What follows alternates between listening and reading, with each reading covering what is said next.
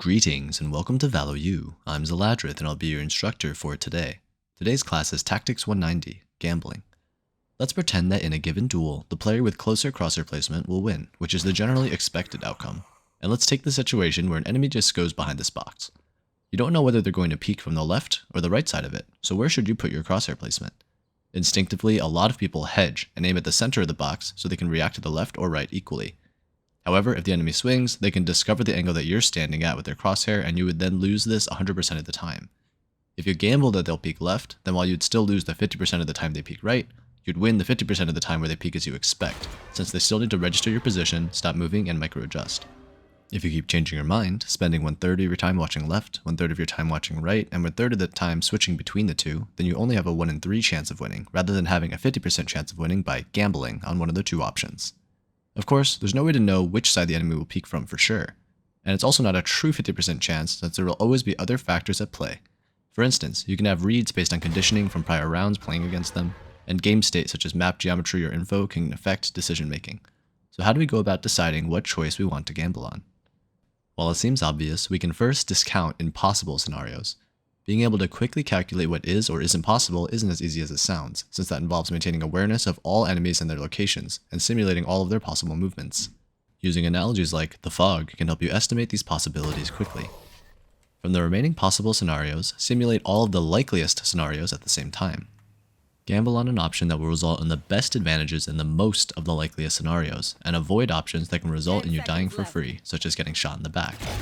A simple example of this is in a clutch scenario where two people are circling around looking for each other, and the options are to stand still, go clockwise, or go counterclockwise. As long as no one leaves the circle, if you stand still, there's a 50% chance that they just walk over and shoot you in the back, and a 50% chance that you get a fair fight. If you constantly push forward silently, there's almost no chance they can catch up to shoot you in the back, unless they knife walk for the additional speed, which is incredibly unlikely. If you end up face to face, then you get a fair fight as the worst case. And if they end up standing still waiting for you, then you just get a free kill shooting them in the back. If there's similarly equal chances between likely scenarios, then assume the one that gives you the best advantage is true while playing in a way that doesn't put you at a disadvantage if it's false.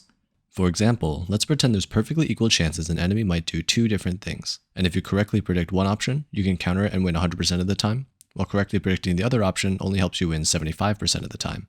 In this case, you should gamble on the 100% winning option if the choices are truly equal in possibility. If you happen to gamble correctly, you'll have made an optimal play, and it costs nothing if you're wrong.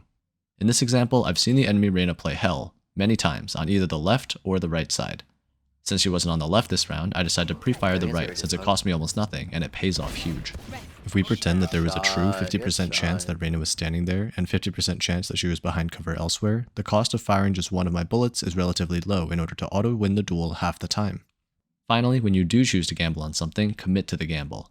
Even if things don't go according to plan, until you're certain that your guess was wrong, commit to it, since any time you spend second-guessing yourself or changing your mind increases the chance that you get caught in transition. For instance, constantly changing your mind on what angle you're watching leaves you vulnerable while you're moving your crosshair. On a macro scale, changing what sight you think they'll hit will just result in you hesitating or running back and forth, so just commit to where you think they'll go. In this example, since I was last seen C-Link, I assume that Yoru will plant A. Notice that I never change my mind on the prediction, and the path I choose is one of the safest direct routes to A to avoid giving Yoru any information via my footsteps to adjust his strategy. Winning from this gamble pays off by giving me an unexpectedly fast timing before he can set up his defense. If you don't commit to the gamble, you open yourself up to getting caught in transition. This is often referred to as getting timinged, which people assume is something beyond their control. However, you can minimize these vulnerable moments by committing to your decisions. Unless you give or receive new information that could affect the game state, then there's no need to risk getting caught in transition. For instance, a common mistake that impatient defenders make is to constantly switch which piece of cover they're using. This greatly increases the chances that you get caught out of cover when the enemy actually makes contact. Finally, if you're not under pressure, then there's no reason to take a gamble in the first place, and you can just play in a way that guards against all possible scenarios, even the unlikely ones. A simple example is watching the site entrance with your gun while you rotate out. While it might be unlikely, it's definitely possible for a lurker to be waiting for your rotation, so why risk dying for free in exchange for rotating a fraction of a second earlier, which most likely won't even make a difference. When it comes to probability, the expected value is equal to the probability times the cost or value. Even if 9 times out of 10 you don't get punished having your knife out, dying for free is definitely more than 10 times worse than rotating half a second faster. Looking back at the Yoru site prediction example, I could have knife walked the whole way through mid-grass and gotten to A site a bit faster, but if he had actually taken the garage to C route late, then I would have just died for free. Since it was a 1v1, I didn't feel like it was worth taking the risk of dying for free just to get there a little faster, since it was still decently likely that he had been taking his time carefully grabbing spike from B, and then backing out to go C through garage or long. Let's look at another example to put it all together. Since the spike is down C site near long, my Reyna is in their spawn, and I hear the enemy Sage jumping out of window mid, the three likeliest remaining routes are garage to C, C-link to garage to C, and C-link to C. I gamble that it's not garage to C based on where I heard her jump, taking the risk of peeking outdoors to confirm that information. I use that new info to immediately predict that she'll route C-link to C site, since it's the safest and most direct route. However, it's impossible for her to be there that quickly, so even though it's unlikely that she doubles back, I continue to guard doors. Once the edge of her fog reaches C-link, I decide to cover window instead, risking getting caught in transition. I also make the mistake of looking back to doors instead of committing to watching window, once again risking getting caught in transition, and Reyna's silhouette lets me know that C-link is the only area I need to worry about. After all, any other route would render it impossible for Sage to win in time. I simulate the two remaining possibilities of her going C-link to garage window or straight to site.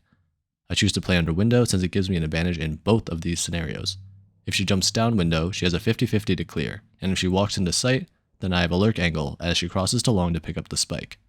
For a short time before I fully commit to my gamble, I switch between holding window and checking site in case she knife walks faster than I expect, since I think site is actually more likely, risking getting caught in transition if she comes window, but removing the possibility of me getting timinged by her crossing the spike without my knowledge. In the end, the edge of her fog feels so much more likely that she crosses to site already, and her time has dwindled to the point where garage window just doesn't make sense anymore, so I fully commit to my gamble, crouching and minimizing my angle disadvantage, resulting in me barely needing to adjust my crosshair at all to cleanly shoot her in the back of the head. In summary, to gamble effectively, you first need to discount impossible scenarios, then you need to consider the likeliest remaining scenarios, and then choose the option that is effective on as many of them as possible. From there, you can assume the scenario that gives you the best advantage without hindering you against the other possibilities. You need to commit to your gamble unless something changes. You want to minimize the time that you change your mind to avoid getting timinged or getting caught in transition. And finally, if you're not under pressure, then you could also protect yourself against the unlikely options as well. That's all for today's lesson. If you have any questions, feel free to reach out to the lecturer or the TAs in the comments below. Thanks for attending, and we hope you enjoy your stay here at ValoU.